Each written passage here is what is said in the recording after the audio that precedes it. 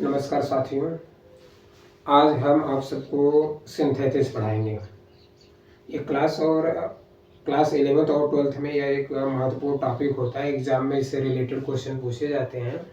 Synthesis की अगर हम परिभाषा की बात करें तो combining process of sentences is called synthesis।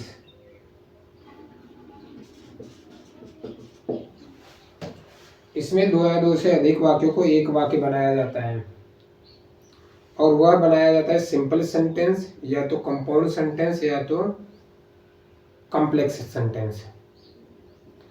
Exam में दो या दो से अधिक वाक्य दिया रहेगा और उसको मिला करके आपको एक वाक्य बनाना रहता है, चाहे वो सिंपल सेंटेंस हो, चाहे कंपाउंड हो या कॉम्प्लेक्स सेंटेंस हो।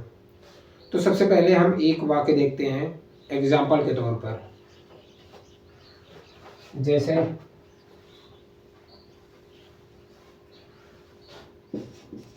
सी सा a snake, She ran away with her fear।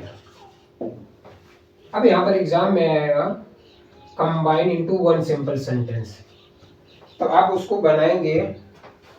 ये जो आपका फाइनाइट वर्ब है इसको आप चेंज करेंगे नॉन फाइनाइट में, तो हो जाएगा seeing a snake comma she ran away with her fear। एक एग्जाम्पल हम आपको और बताते हैं, फिर उसके बाद सीधा हम नियम पर आते हैं।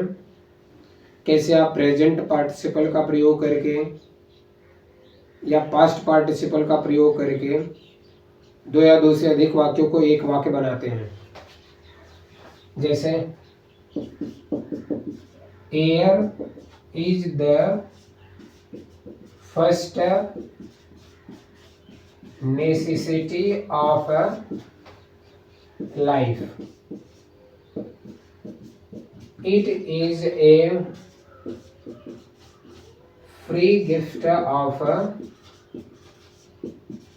nature। इसको आप कंबाइंड सेंटेंस बनाना रहेगा,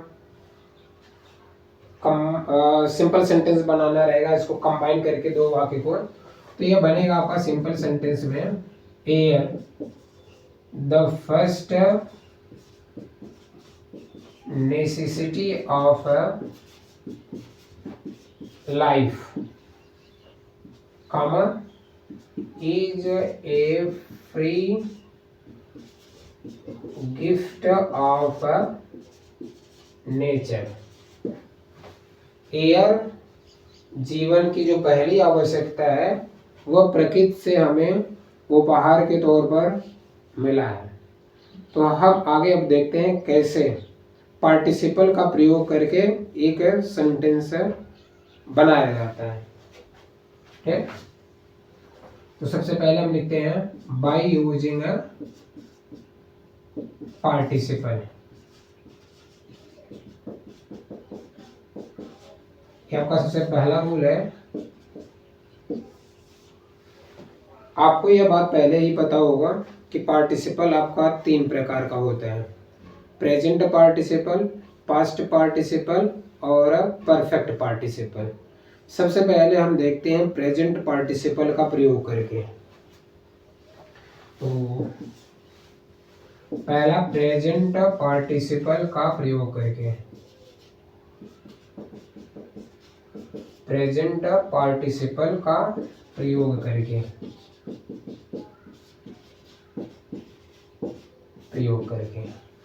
प्रेजेंट पार्टिसिपल जो होता है वो क्रिया के फर्स्ट फॉर्म में आईएनजी जोड़ने से बनता है। हिंदी में अर्थ निकालेंगे ता हुआ, ती हुई, ते हुए आदि आता है।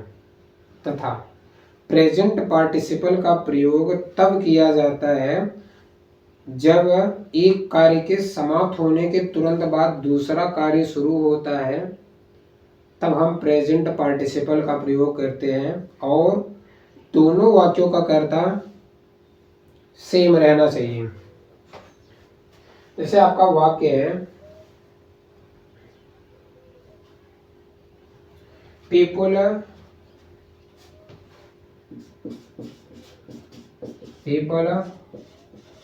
saw the flames,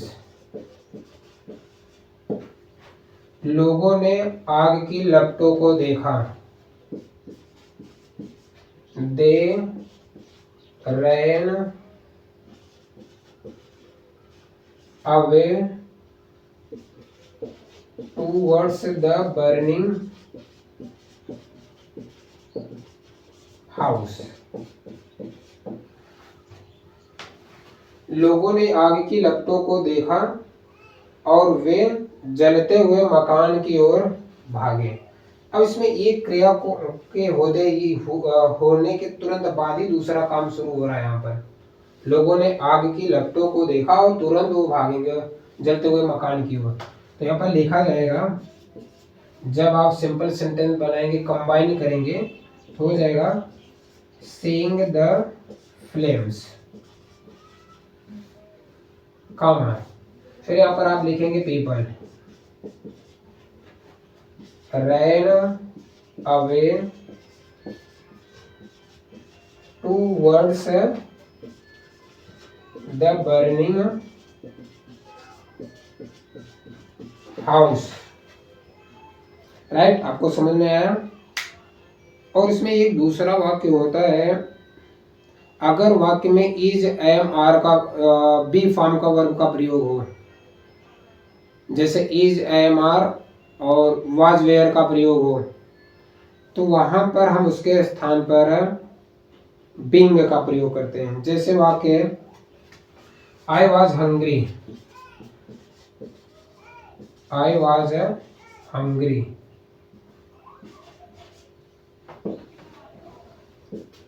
I took my food. यहाँ पर आप देख पा रहे हैं यह बी फॉर्म का वर्ब है। जब भी यहाँ पर is am are was were का प्रयोग होता है और आपको सिंपल सेंटेंस बनाना रहता है तो इस बी फॉर्म के वर्ब के स्थान पर आप बीइंग का प्रयोग करेंगे, being hungry, comma I took my food, right. ऐसे ही वाक्य को जोड़ा जाता है। एक एग्जाम्पल हम और आपको बताते हैं, जैसे ही ड्रीव हिज स्वॉर्ड, वह अपनी तलवार को खींचा। ही अटैक्ड हिज एनिमी, ही अटैक्ड हिज enemies, वह अपना तलवार खींचा और वह अपने शत्रुओं के ऊपर टूट पड़ा, आक्रमण कर दिया। तो तलवार खींचने के बाद क्या कोई आदमी वहां पर रुकेगा सोचने समझने के लिए? नहीं। इसका मतलब एक काम के तुरंत होने के बाद दूसरा काम भी शुरू हुआ है। तो आप इस क्रिया के फर्स्ट फॉर्म में आईएनजी जोड़ेंगे, driving his sword, he attacked his enemies, यानी कि अपनी तलवार को खींचते हुए वह अपने शत्रुओं के ऊपर टूट पड़ा। अब उसके बाद हम अगला वाक्य देखते हैं।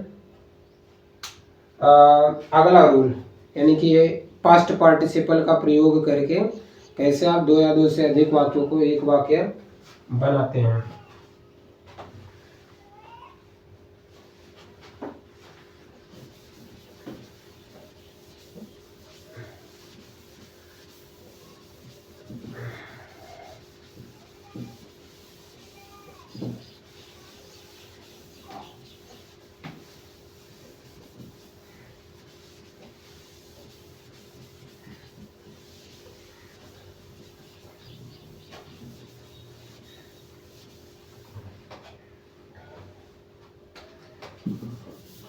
अगला वाक्य है आपका बाय यूजिंग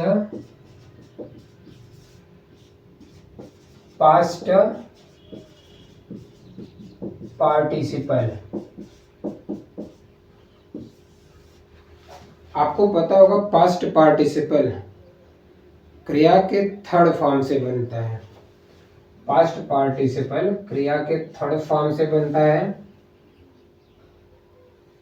और हिंदी में अर्थ निकालेंगे ता हुआ, ती हुई, ते हुए आदि आता है।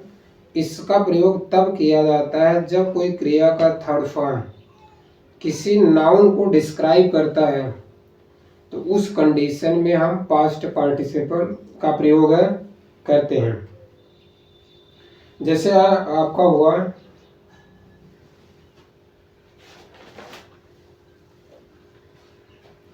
She found her book. She found her book. उसे अपनी किताब मिल गई। It was lost.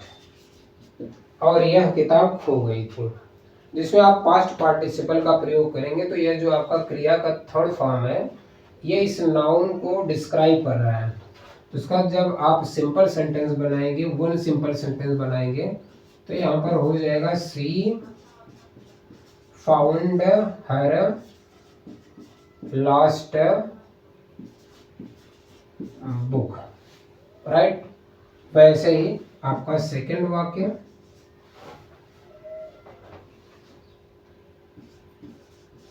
दे सा ए बर्ड।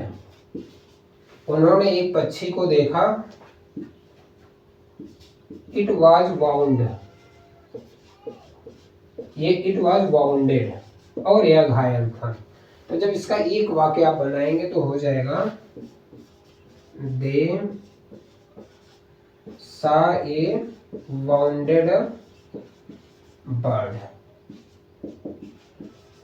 यहाँ पर आप देख पा रहे हैं ये जो क्रिया का थर्ड फॉर्म है वाउंडेड शब्द, घायल, यह इस नाउन को डिस्क्राइब कर रहा है। तो इस क्रिया के थर्ड फॉर्म को आप उस नाउन के पहले लिखते हैं जिसको डिस्क्राइब करता है। तो यह क्रिया का थर्ड फॉर्म आप बर्ड के पहले लिख दिए। और वैसे ही अगला वाक्य आपका है आई सा a man. I saw a man. He was blind.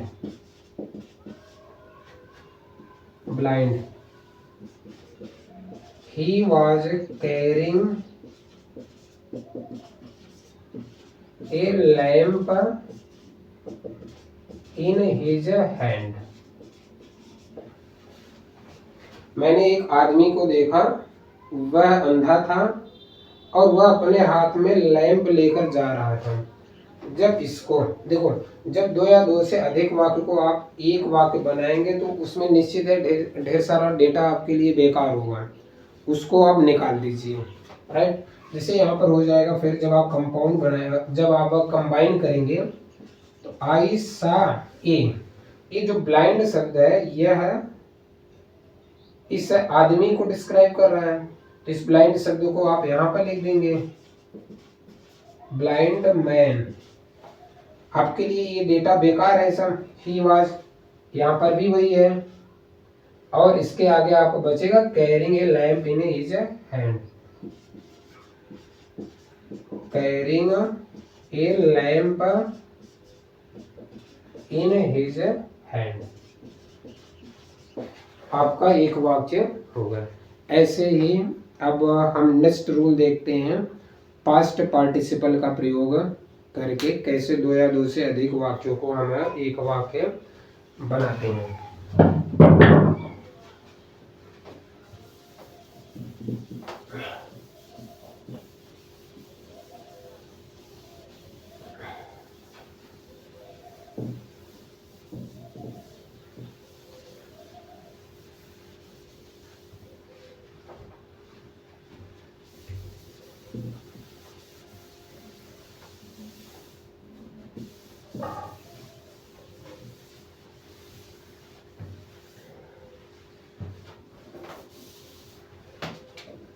अगला है by using perfect participle. Participle का तीसरा परफेक्ट पार्टिसिपल है हैविंग के साथ है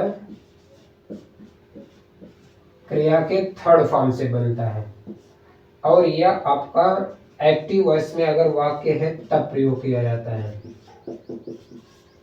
अगर वाक्य पैसिव वॉइस में है तब आप हैविंग के साथ बीन प्लस क्रिया का थर्ड फॉर्म का प्रयोग करते हैं, ये पैसिव वॉइस में। सॉरी, इसका प्रयोग वाक्य में तब किया जाता है जब एक कार्य के समाप्त होने के कुछ समय के बाद दूसरा कार्य शुरू हो, तब उस केस में हम परफेक्ट पार्टिसिपल का प्रयोग करते हैं। जैसे she had completed her work, she had completed her work, she went to the market, उसने अपना काम पूरा कर लिया था, उसके बाद वह बाजार चली गई। तो यह वाक्य एक्टिव वॉइस में है, तो इसका जब हम कंबाइंड सेंटेंस बनाएंगे तब एक्टिव वॉइस के केस में आप हैविंग के साथ क्रिया का थर्ड फॉर्म का प्रयोग करने से बनाते हैं। तो यहाँ पर हो जाएगा हैविंग कंप्लीटेड हर वर्क, अपना कार्य पूरा करने के बाद she went to the market. इस तरीके से आप वाक्य बनाते हैं। एक वाक्य हम पैसिव वॉइस का भी देख लेते हैं। The student was punished by the teacher, the student was punished by the teacher, अध्यापक के द्वारा छात्र को कूट दिया गया। The student felt sorry, the student felt sorry, छात्र ने दुखी महसूस किया। तो आपका ये जो पहला वाला वाक्य ये पैसिव वॉइस में है, वाज वेयर के साथ क्रिया का थर्ड फॉर्म लगा हुआ है। तो इस केस में आप हैविंग बीन प्लस क्रिया का थर्ड फॉर्म का प्रयोग करेंगे। तो आप लिखेंगे हैविंग बीन, अब उसके बाद क्रिया का third form punished by the teacher, comma the student felt sorry. इस तरीके से आपका पार्टिसिपल का प्रयोग करके दो या दो से अधिक वाक्यों को एक वाक्य बनाते हैं। इसके बाद हम दूसरा वाक्य देखते हैं। दूसरा नियम by using nominative absolute. Second आपका रूल, ये आपका जो 3 है वो तो आप पार्टिसिपल का प्रयोग करके बनाए। अगला रूल है बाय यूजिंग नॉमिनेटिव एब्सोल्यूट का प्रयोग करके, कर्ता को स्वतंत्र करके। इसका प्रयोग वाक्य में तब किया जाता है, वाक्य जब दो या दो से अधिक वाक्यों को आप एक वाक्य बनाते हैं और उसमें दोनों वाक्यों का कर्ता अलग अलग होता है, तो उस केस में आप नॉमिनेटिव एब्सोल्यूट का प्रयोग करते हैं। नॉमिनेटिव एब्सोल्यूट का प्रयोग आप हैविंग के साथ क्रिया के थर्ड फॉर्म से करते हैं तथा दोनों वाक्यों का कर्ता अलग अलग रहना चाहिए। जैसे the army arrived, the army arrived, army पहुंची। द रिलीफ वर्क टूक स्पीड, आर्मी पहुंची उसके बाद राहत बचाव का कार्य ने रफ्तार पकड़ा। तो इन दोनों वाक्यों में आप देख पा रहे हैं ये कर्ता अलग अलग है। यहाँ पर द आर्मी करता है और यहाँ पर रिलीफ वर्क। जब दोनों वाक्यों का कर्ता अलग अलग होता है तब हम नॉमिनेटिव एब्सोल्यूट का प्रयोग करते हैं। नॉमिनेटिव एब्सोल्यूट का मतलब जो पहले वाक्य का कर्ता है उसको आप सबसे पहले लिख देंगे। इसमें हो जाएगा द आर्मी और उसके बाद फिर हैविंग का आप प्रयोग करेंगे, हैविंग, उसके बाद क्रिया का थर्ड फॉर्म, और जहां पर दोनों वाक्य जुड़ते हैं वहां पर आप कॉमा का प्रयोग करेंगे। फिर अगला वाक्य ज्यों का त्यों आप लिख देंगे। द रिलीफ वर्क टूक स्पीड। ये आपका पहला वाक्य। एक वाक्य और देखते हैं। द सन रोज, सूर्य उगा। द फॉग डिसअपीयर्ड,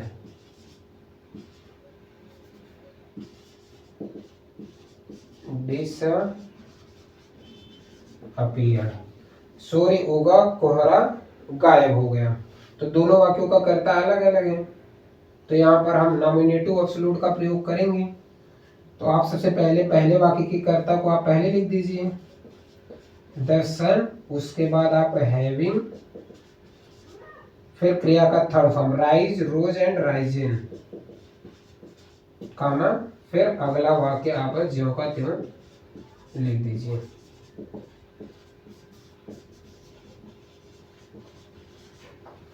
लिख लीजिए आप।